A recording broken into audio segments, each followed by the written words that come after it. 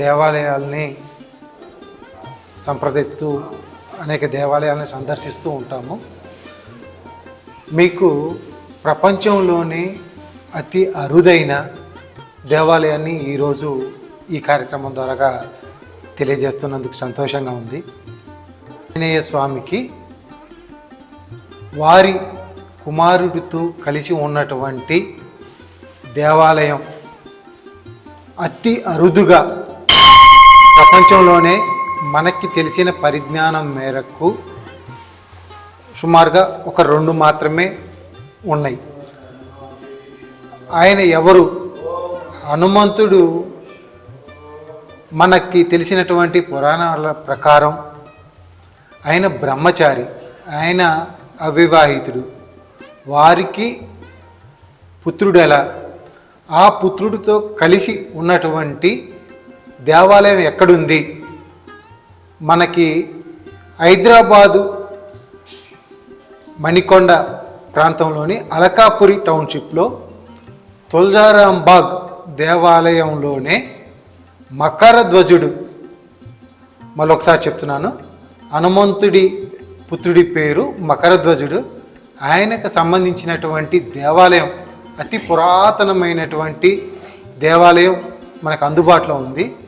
అసలు హనుమంతుడికి వివాహితుడు కాదు కదా, కొడుకేంటి, ఆ వృత్తాంతం ఏంటి? ఒకసారి మనం పూజారి గారి మాటల్లో అడిగి తెలుసుకుందాం. గురుగారు చెప్పండి. నమస్కారం. ఈ దేవాలయము శ్రీ మకరధ్వజ ఆంజనేయ స్వామి దేవాలయం అంటారు. ఇది 305 సంవత్సరాల పురాతనమైన దేవాలయము.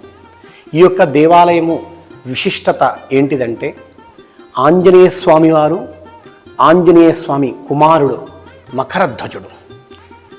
ఆంజనేయ స్వామి వారు రామరావణ యుద్ధంలో సంజీవిని పర్వతం తీసుకొచ్చిన తర్వాత లంకా దహనం, లంకకు నిప్పంటించిన తర్వాత స్వామివారి తన నిప్పుని, తోక నిప్పుని అగ్నితోటి సముద్రంలో ఆర్పడానికి వెళ్ళే సమయం లోపల స్వామివారి నొదటి నుంచి చెమట బొట్టు గర్భంతో ఉన్న ఒక మత్స్యగంధ్రి నోటిలో పడడం వలన ఆ మత్స్యగంధ్రి కడుపులో ఉన్న పిండము ఆంజనేయ స్వామి యొక్క నొదటి చెమట బొట్టుతోటి ఆ యొక్క పిండము ఆంజనేయ స్వామి రూపం దాల్చుకుంది.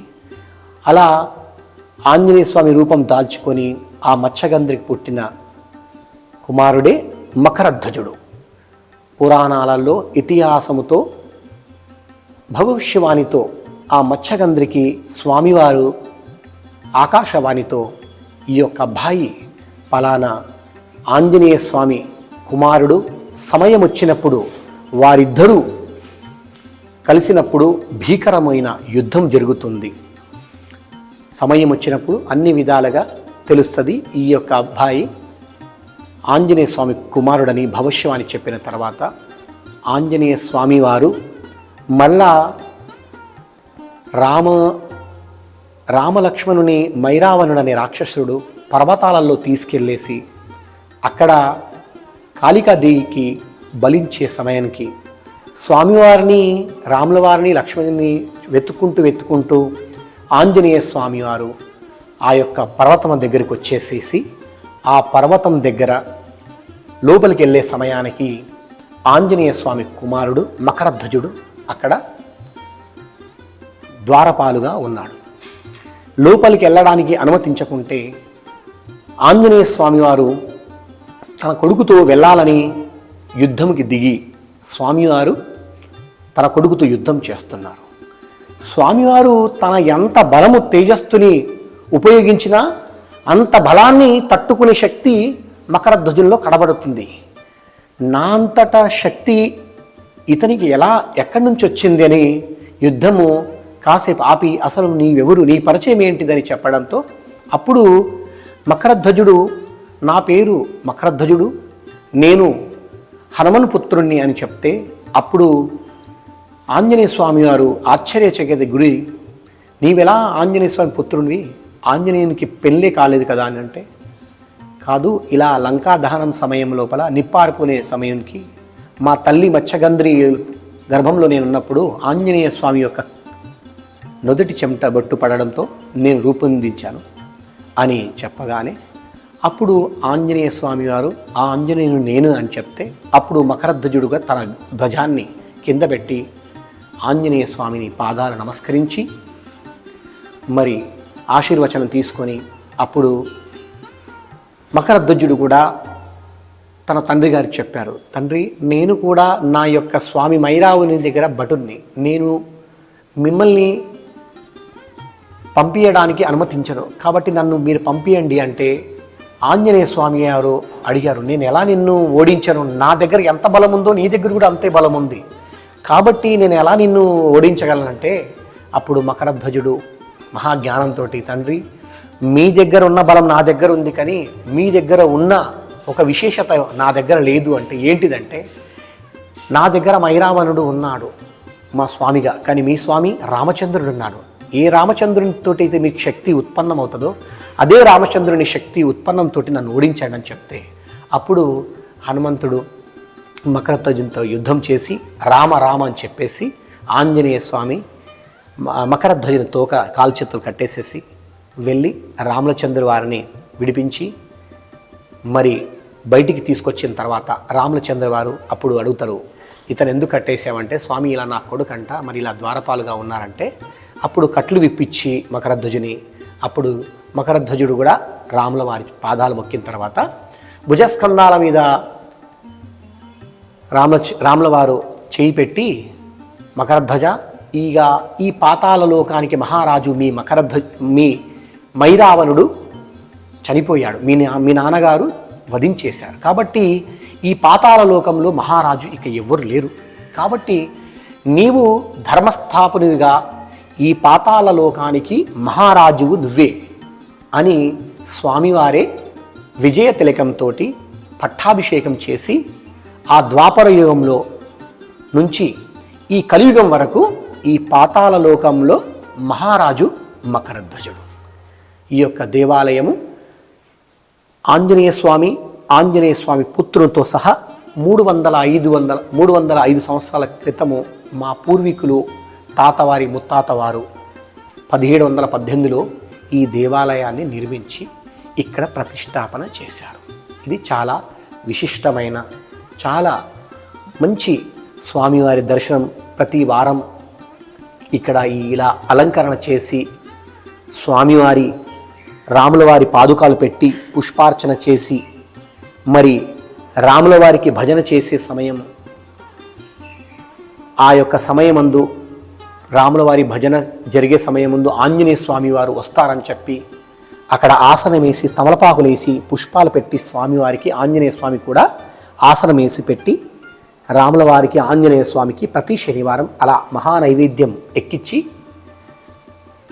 ప్రతి శనివారం 8 గంటలకు ఉదయము భజన గినన్ని చేసి 8 గంటలకు ప్రతి శనివారము ఇక్కడ పూజ చేయబడుతుంది. జై సీతారాం. జై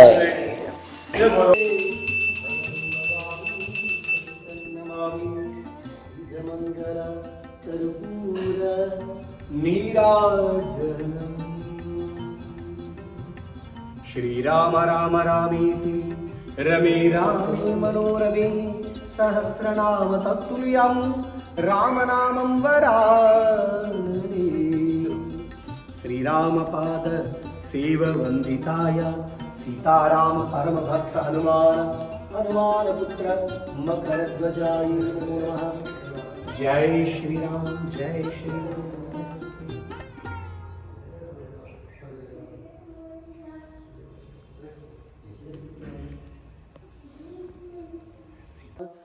శ్రీ గురుభ్యాయ నమో నమః. జయ సీతారాం.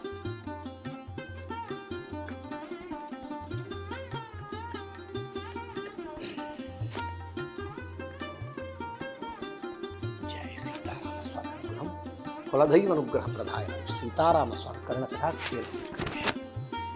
అక్కడ తీర్థప్రసాదాలు తీసుకోండి, అక్కడ కవర్ అక్కడే పెట్టాను చూడండి.